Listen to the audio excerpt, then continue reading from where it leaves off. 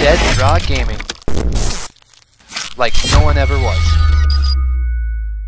How we doing? Welcome to the Madison VGC regional stream brought to you by Dead Draw Gaming. My name is Ryan B. Hebert alongside Patrick Mont. And we are bringing you some action-packed VGC content today on stream. I'm super excited. I don't know about you, Pat, but I mean, I can't wait for this matchup. Like, I gotta look at the teams beforehand, and I cannot wait to see how this will turn out. Absolutely. We have a stellar first match for you guys. Nate Innocenti versus Dylan Salvanera. Dylan Salvanera recently won Virginia Regionals, and Nate Innocenti, a well-known name in the Chicago local community for top cutting and winning multiple events. I mean, these two players by themselves have so many accomplishments and great things about them. Not to mention that both of them are kind, caring people in the community, and that's something that we just always love. That is very true. Now, I believe Nate is vying for his invite with this regional. He's trying to get into Top Cut, so we'll have to see how he does in this first match. Absolutely. This is a very important regional for Nate, especially because Madison Regionals is the last regionals of the season before Internets. This is a very big tournament for a lot of players here today.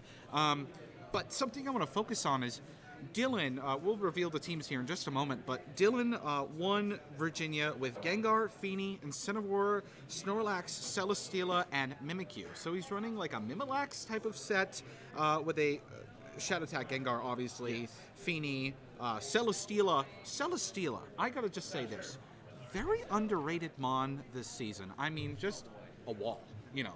It's like, I believe, personally, it may even outclass Ferrothorn just because of its sheer bulkiness. I agree, Pat.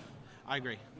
So now we're going to be cutting over to the stream. We're going to be getting ready here. Dylan is running chalk. Now, Pat, I don't know about you, but I drink chalky milk, but I do not play chalk myself, so that's just what I'm saying. Everyone has their own taste. I believe this is a variation of chalk consisting of Heatran, Landorus, Therian, Tapu Fini, Kangaskhan, Cresselia, and Kartana. Absolutely. A very common team. In fact, we actually saw this team win at Taiwan regionals. Yeah, at their special event. Now, I do want to mention something. Nate Innocenti is running a Gothmaw rain setup. He's been running this all season. His success with this team has been incredible. And I just got to say, a lot of props to a player who can just continuously use the same team over and over and over again.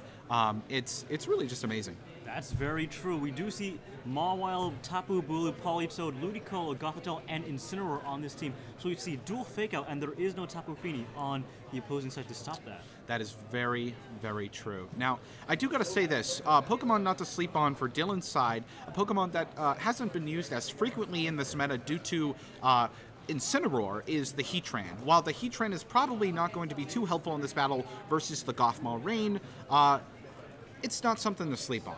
Now we do see them going into team preview. We do see Dylan locking in already, so he probably knows what he's going to lead. The question is, will Nate lead with a Trick Room lead or Rain Hyper offense? You know, I think that Nate does have the advantage here if he gets the Trick Room up. I think it's a great option. But as we've heard, that Bulu has been carrying Nate this entire season. That's very true. We just have to wonder what kind of item it is, if it's Grass EMZ or maybe Scarf as well. And the battle begins. Let's find out what they're starting here, Pat. All right, this is very exciting.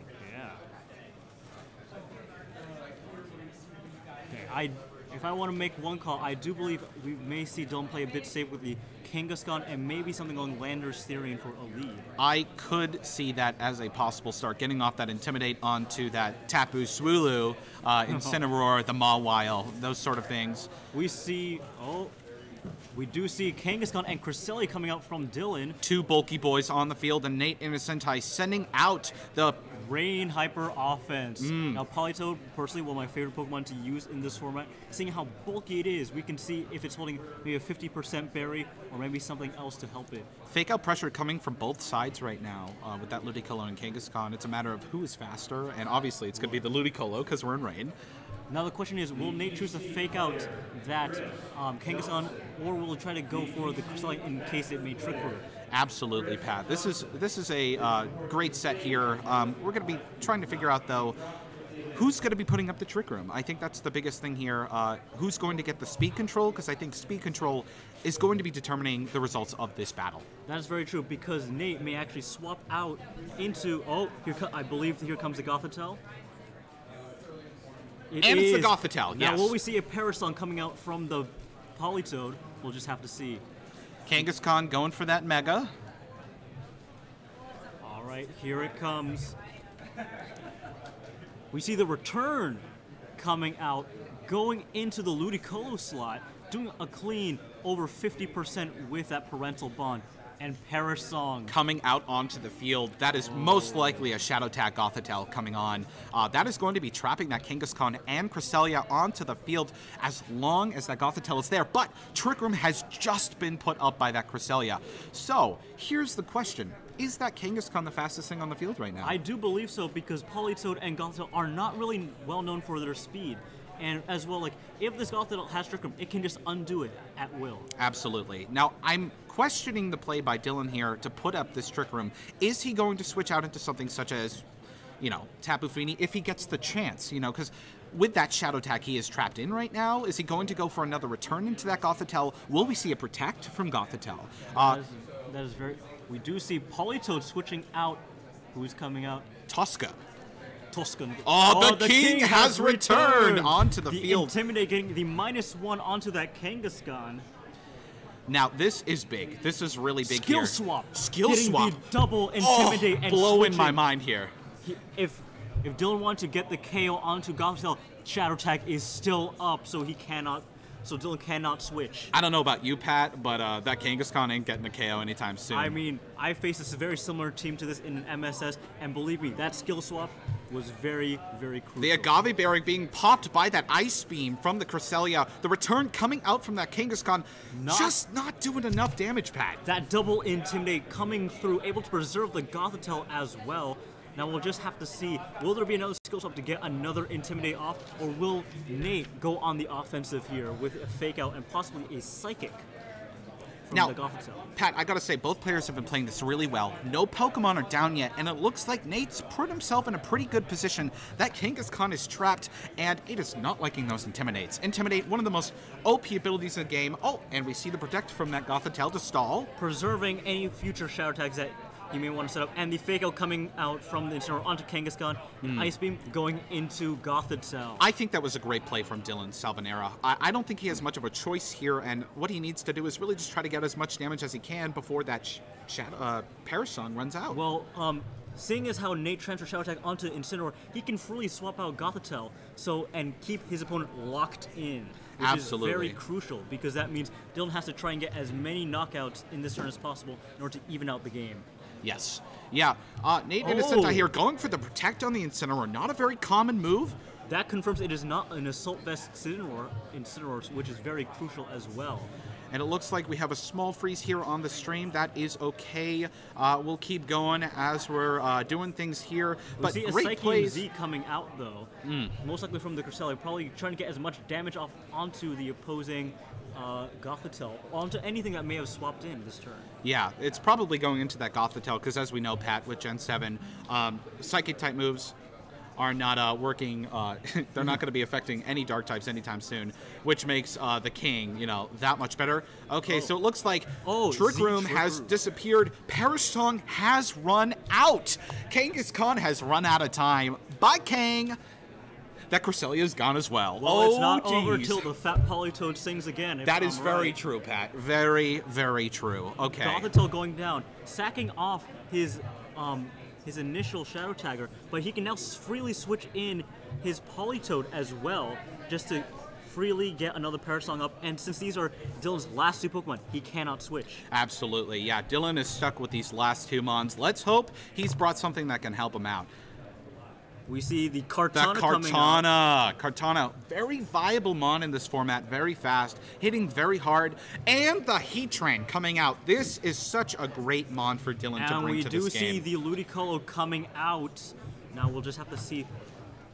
Now, Nate does have some very viable fake-out pressure, probably to break out any sashes that Kartana may be holding. Absolutely. If I was Nate in this situation, I would want that Kartana off the field as soon as possible. I don't think that Heatran's really posing much of a threat. In fact, that Ludicolo is threatening that Heatran more than anything. I do believe we may see the swap out of the Incineroar into his Polito just so he can preserve the Intimidate to weaken the Kartana in case for a future turn. I like those chances, Pat. Let's see what happens. Let's find out.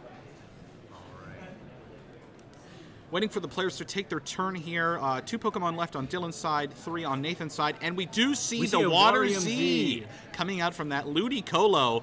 Man, I just love Ludicolo. I don't know about you, He's Pat. a very cheery pineapple, if I do say so myself. Absolutely. That Water Vortex coming out, probably going into The Kartana. Yes, trying to get rid of that Kartana as fast as possible. That's very true, seeing as how Kartana does immediately threaten that Politoed in the back. We do see that it doesn't KO, and we see a Sacred Sword coming out, getting the knockout onto the Incineroar. Oh, the crit! The critical hit coming out from that Kartana. That is some massive damage into Nate's Incineroar. The king has fallen, Pat. The king has fallen. He's been dethroned temporarily. We've seen an Earth Power coming out onto the Ludicolo.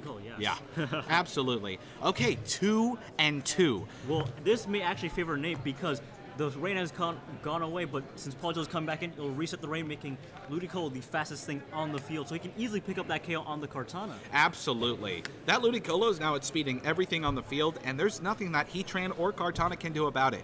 Best thing to do now, Nate, knock out that Kartana. That's our advice. Well, we'll do have to see if that Kartana goes for a Detect to protect himself for one more turn, and maybe hope that Heatran can get off some extra damage to help Kartana.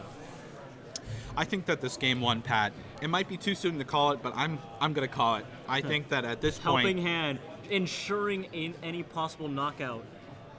And Scald coming out. Let's see what it's going into. Going into the Kartana, yes, making and there's sure the knockout. It goes down. There's the knockout, and I think that's going to be game 1 for us here. Nate picking up that win first game.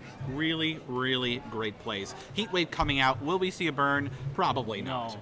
And plus, like, with the rain weakening that Fire-type moves, and it's also onto 2 Water-type Pokemon, it probably won't be doing too much. Now, I do want to go back. You see how he helping-handed his Scald, and how that Kartana lived a Hydro Vortex in the rain. That was most like an Assault-vested Kartana. That is a good insinuation, Patrick. For a Kartana to live something like that, with the special defense that it has, chances are it's probably Assault-vested. That was a great game 1. Now, something I just want to call out, Pat, to everyone's attention. That skill swap on the Gothitelle, such a strong thing, and the Protect on the Incineroar. Protect, not commonly used on Incineroar. We're probably seeing it more these days, just kind of to troll around a little bit, I would say. But I would argue that U-turn is sometimes picked more on the Incineroar just to get it out. Well, to be fair, the Berry variant of Incineroar has become more popular over the Assault Vest variant, which I personally, I love the Assault Vest variant. However, I do see the logic behind going for berries because you do get Protect, which is very crucial for preserving your Intimidator. So right now we're headed into game 2, and if I am Dylan, I know that I am trying my very best to get around this Gothitelle. And if I were him, I don't know if I want to set up Trick Room, Pat. You know, it's going to be pretty hard because how do you avoid that Shadow Tag, you know? Well, the thing is, you have to call it correctly and try and knock out that Gothitelle as soon as possible. But if you don't knock it out, maybe one turn, maybe you can get a Shadow Tag, a skill swap off to pass off its Shadow Tag to its teammate. Absolutely. Something very strong that we've seen from Nate is his ability to switch in and out. Dylan didn't have much room to be able to switch in and out of that game. That is very true, especially with that Shadow Tag. And now we are going into game 2 here. We'll see what our 2 opponents are going to be playing. You know, my mom used to say to me, Patrick, if it ain't broke, don't fix it. So I'm curious to see if Nate's going to be leading with that Gothitelle. I mean, it was just such a strong lead. Well, it does put a lot of pressure onto Dylan because he either has to focus it down so it doesn't do anything funky with skill swap, or he has to target down its partner to try and prevent it from doing anything. Absolutely, Pat. Yeah, I am rooting for both players here, and I think Dylan can bring it back for a game 3. It is very possible, yes. He just has. I believe that if he gets enough momentum, he can actually win game 2, and we may go to game 3. Absolutely. And if you notice, he did bring that Heatran against Gothma, which means that Heatran, you don't sleep on it. You don't sleep on Heatran. The Lava Dome Pokemon, probably I think, one of my favorite Gen 4 Pokemon. Really? Yes. A lot of people talk about the Sinnoh region, Patrick, and I'm just not a fan. Oh, really? I mean, I can see why, because like I like certain aspects of Sinnoh. However, I do see where you're coming from. Yeah. Best region, and you can at me on this. Probably Hoenn.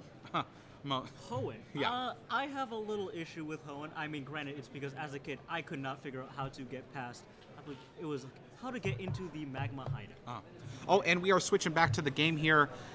Immediate shadow tag, getting the double intimidate onto that Kartana. Yes.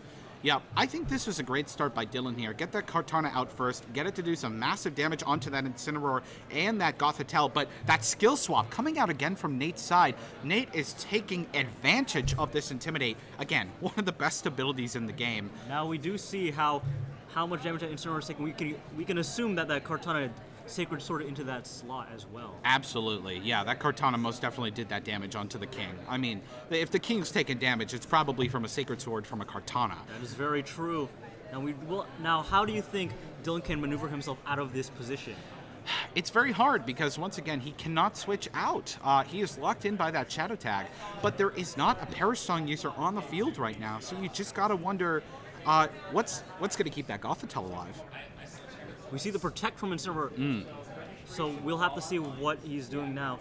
We see the knockoff coming out, yes, trying to get rid of the 50% berry on that Gothitelle. Yep, there's the Agave Berry, the Ice Beam going into that Gothitelle.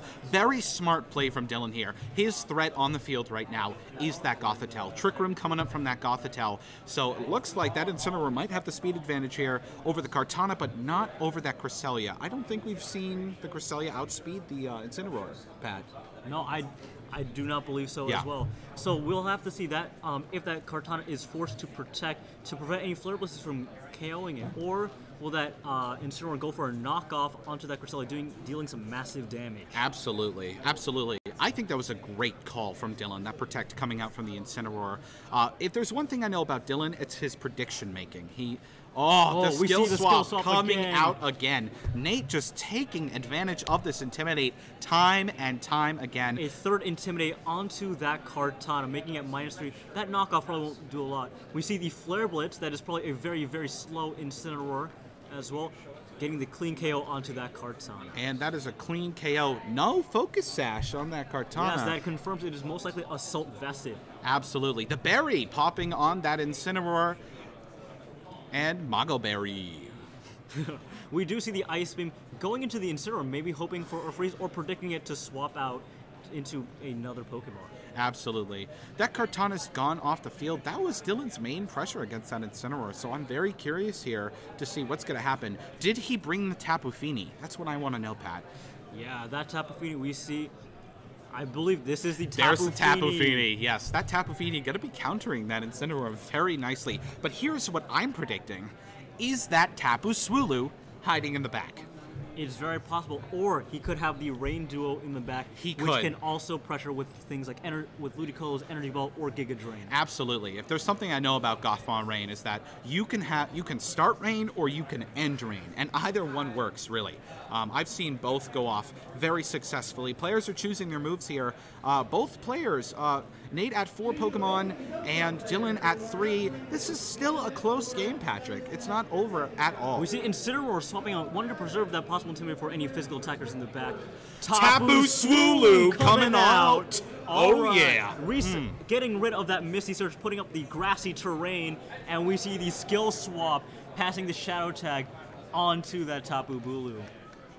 Calm Mind coming out from Tapu Fini, getting a buff in that special attack and special defense. Dylan taking the turn to make that short game a long game. Let me tell you, that Calm Mind is going to come in handy later. Ooh. Resetting the Trick Room, because seeing as how that Gothitelle had Trick Room, we can assume that's a very, very slow Tapu Bulu. Now, I'm going to put this out here. If that Fini's not carrying an Ice Beam, I think it's going to be a lot of trouble to have that Fini sit on the field in front of that Tapu Swulu. So, will we see a switch into Heatran?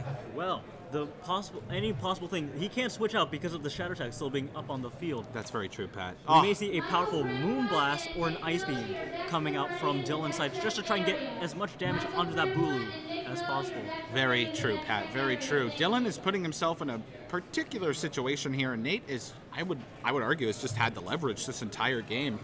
That Gothitelle just overpowering Chalk, which, by the way, we see the Moonblast coming out from the Feeny into the Bulu, hoping for a possible KO.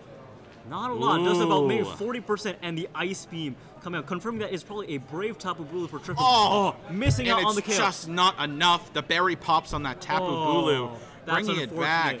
Now we can probably assume Sword Dance Bulu. Oh my god. Wow, a great setup turn from Nate. Nate is setting himself up. Now, we have to wonder, does the Gothitelle go for the Trick Room here? That's a great question. You know, is that Tapu Bulu underspeeding that Feeny? That's just what you gotta wonder, you know? And we are back here. Okay, so that was a great turn. We didn't get to see what the Gothitelle did, but that's okay, totally okay. The time clock, if we'll notice on Dylan's side, is running lower. It's about 2:30 right now. I don't think that's gonna be a problem though. Psyshock coming out. The Trick Room was set up, seeing as how that Gothitelle outsped. Barely doing anything into that bulky boy Horn Cresselia. Leech coming out, trying to get rid of that Cresselia Wow. so he can maintain that Trick Room pressure. That Sword Stance paying off for Nate Innocenti here on stream. I mean, that Cresselia is gonzo. Muddy Water, miss, the double miss. The double miss for the Muddy Water. Oh, it has not worked out for Dylan. RNGesus is not with you, Dylan. I am so sorry. That was very, very unfortunate. I have been there, especially in Utah with Seismitoad. He did not want to land his Muddy Waters at all.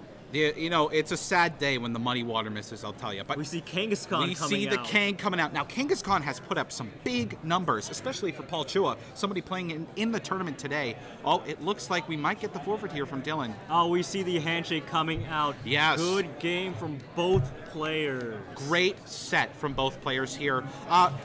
Wow, Pat. I mean, what a great game from two high-level stakes players. I mean, Nate Innocenti, I just got to say this. Did you see the friendliness, the handshake? Nate is one of the friendliest guys I know, and even after a win or a loss, he shakes your hand, they talk, they converse. Such a great guy. But I want to just take a moment to talk about this team comp for a second. Goth, Maw, Rain, Perish Song. I mean, what are your thoughts? I think this team has so many things you can do because it can adapt to almost any situation that you put up in front of it. Because you can start off with a hard Trick Room lead with most likely Mega Mawile and Gothitelle, or you could try and set up the Perish Song for your opponents. Absolutely, absolutely. So we're going to be right back. We're going to be getting Nate on stream here to talk with us just a little bit for you guys. But in the meantime, stay tuned. We're going to be getting off real soon. But in that time, Nate's going to come on. It's going to be great. See you soon. All right, we'll see you. Nate Innocenti, winner of his first round match here on stream. Nate, congratulations. Oh, thanks, man. It was a solid match. So, any thoughts about the match itself, the win? What were you thinking? You know, what was going through your head in that match? So, Dylan and I have kind of a long history. We've played each other numerous times for the majority of my VGC career. We're both from Chicago, so we see each other frequently. We face each other frequently. And so I felt pretty comfortable playing against him just because, again, we've done it so many times. I did not think it would be, I didn't think the game would go that way, you know. I certainly was not expecting a 2-0. You know, granted, Dylan just won Virginia Regionals last week. Yes. Which is insane, amazing. Yeah, no, this was definitely unexpected, but hey, I'll take what I can get. So. Absolutely. I just want to say, those skill swaps with the Intimidate, I mean, just taking advantage of that the entire game, I mean, genius. You know, what inspiration came from that to just keep doing that, you know? So that fourth move on Gothitelle has always been the biggest trial in playing the team and in doing, you know, this sort of, this kind of team. And at first it was Heal Pulse, it was Helping Hand for a while, and it's just those things, they had situations in which they worked, but they were never always a guaranteed thing. They were never something I would use frequently, and there would go several matches where I wouldn't even touch those moves. Skill Swap, I find there's a lot more purpose for. It's also a lot more unique. and it allows me to do a lot more shenanigans with whether it be stealing abilities from my opponent's Pokemon. Because if Dylan hadn't forfeited there, I was going to steal Parental Bond from his Kangaskhan and give it to my Bulu, which was +2. So I mean, it would have been a lot of fun. But no, Skill Swap also helps in making sure the Perish Song goes off when you're about to lose your Gothitelle, give Shadow Tag to something else. They still can't swap out, you know. Absolutely. So. Now, I want to ask you, if there's one thing you want to let the viewers know out there about the match, about yourself, what would it be? I just love playing Pokemon. This is only my second season competing. I dedicated this year to going all out, and hey, if you put your mind to it, you can get it done. I'm proof of that. It's been an amazing journey so far. Shout outs to my Poke Bros, my group. We've been doing this for quite a while now, and it's been an awesome journey with you guys. Shout out to Rebecca Cartwright for the Chicagoland scene. Amazing TO. We're gonna miss her for sure. Absolutely. Nate, thank you so much, and congratulations on your win. It was great having you here with us. All right. We'll be right back, folks, with round 2. Stay tuned.